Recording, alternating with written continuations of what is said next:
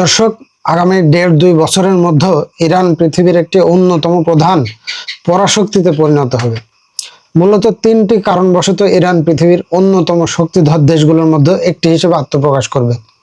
দর্শক, এই ভিডিওতে আমরা মূলত এই তিনটি কারণ সম্পর্কে বিস্তারিত আলোচনা করব এবং এই তিনটি কারণ কি কি সেটা জানার চেষ্টা করব।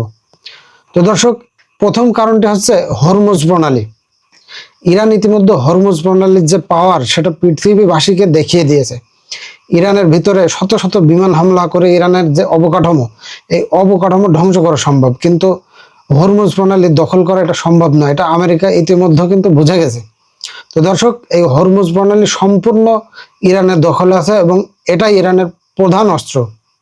এর ফলে বিশ্বের প্রায় 20% তেল গ্যাস সরবরাহ তাদের নিয়ন্ত্রণে, যা ইরানকে বিশ্ব রাজনীতিতে একটি অত্যন্ত শক্তিশালী অবস্থানে নিয়ে গেছে। তো দর্শক, এছাড়াও ইয়েমেনের হুতিদের মাধ্যমে কিন্তু লোহিত সাগরে বাব আল মানদ্বীপ নামে যে আরেকটি প্রণালী আছে, এই প্রণালীর উপরেও কিন্তু ইরান চাইলে প্রভাব বিস্তার করে আমেরিকা সহ সমগ্র পৃথিবীর যে তেল সরবরাহ তার প্রায় 50% ইরান চাইলে নিয়ন্ত্রণ করতে পারে। তো দর্শক, এরপরে আসি দ্বিতীয় যে কারণ, পারমাণবিক এবং সামরিক শক্তি। পরমাণু বিশ্লেষক যারা আছে বিশ্বে, তারা অলরেডি দাবি করেছেন যে ইরান আগামী 1.5-2 বছরের মধ্যে একটা বড় ধরনের পারমাণবিক শক্তিধর দেশে পরিণত হবে। আর যদি এটা হয় তাহলে মিডল ইস্টের যে দেশগুলো তারা সহ আমেরিকার যে একটা খবরদারিত্ব মিডল ইস্টে ছিল, ইসরায়েল সহ সবাই কিন্তু একটা ভয়ের মধ্যে থাকবে। ইসরায়েল যতই অর্থনৈতিকভাবে সমৃদ্ধ হোক বা তাদের সামরিক শক্তি যতই থাকুক, তাদের আইটি সেক্টর বলুন বা তাদের একটা মিসাইল সক্ষমতা, বিমান সক্ষমতা বা যা কিছুই থাক, এই ইরান যখন পারমাণবিক সক্ষমতা অর্জন করবে তখন কিন্তু তার একটা ভয় থাকবে।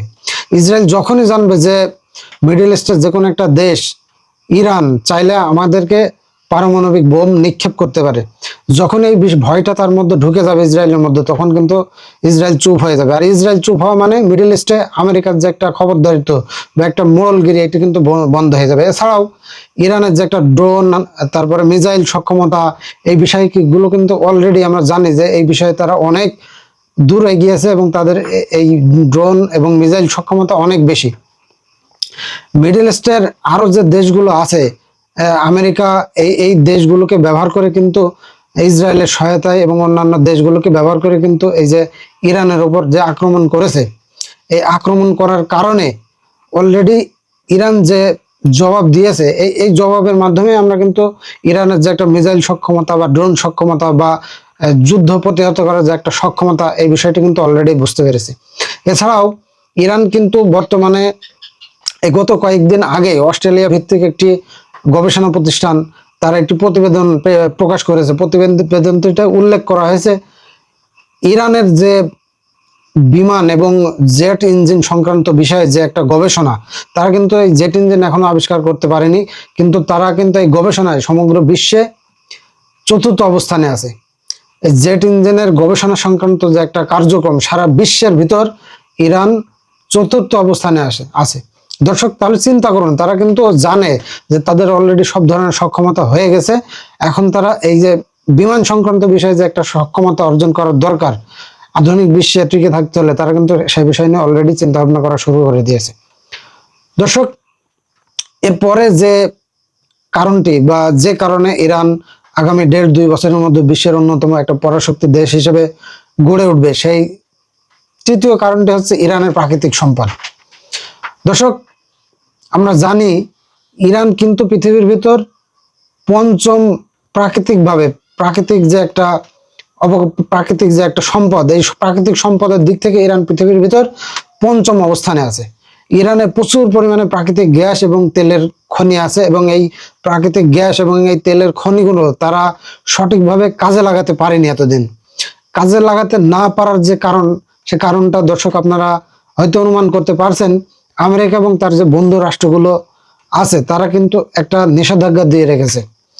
ইরানের তেল বাণিজ্য এবং ইরানের যে প্রাকৃতিক সম্পদ নিয়ে একটা বাণিজ্য করবে ইরান, এই ইরানের সম্পূর্ণ অর্থনৈতিক অবকাঠামোর উপর আমেরিকা সহ তার বন্ধু রাষ্ট্র ইউরোপ একটা নিষেধাজ্ঞা দিয়ে রেখেছে। আর এই নিষেধাজ্ঞার কারণেই কিন্তু ইরানের এই বিপুল পরিমাণ প্রাকৃতিক সম্পদ থাকা সত্ত্বেও ইরান এতদিন এই প্রাকৃতিক সম্পদের যে একটা সুবিধা এটা নিতে পারেনি।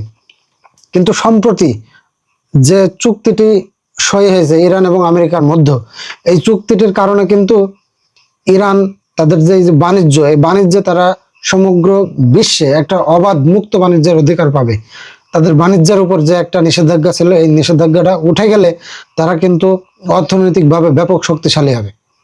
এছাড়াও এই যে চুক্তি হয়ে গেল, এই চুক্তিতে কিন্তু ইরানের যে একটা নিজস্ব অর্থ বহির্বিশ্বে আটকে ছিল বা জব্দ করা হয়েছিল, এই জব্দকৃত অর্থ কিন্তু তাদেরকে আমেরিকা সহ আমেরিকার বন্ধু রাষ্ট্রগুলো ফেরত দিতে বাধ্য হবে।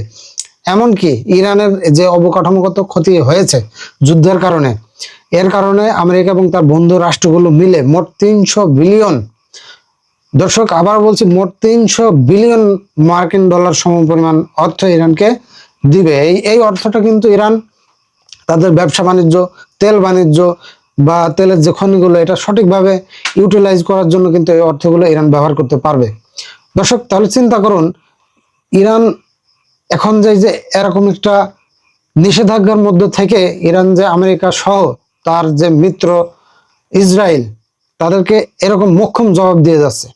যখন ইরানের উপর এই ধরনের নিষেধাজ্ঞা থাকবে না, মুক্তভাবে তারা ব্যবসা বাণিজ্য করতে পারবে, তাদের প্রাকৃতিক সম্পদের সঠিক ব্যবহার করতে পারবে, তখন তারা বিশ্বের সুপার পাওয়ার হবে না কেন?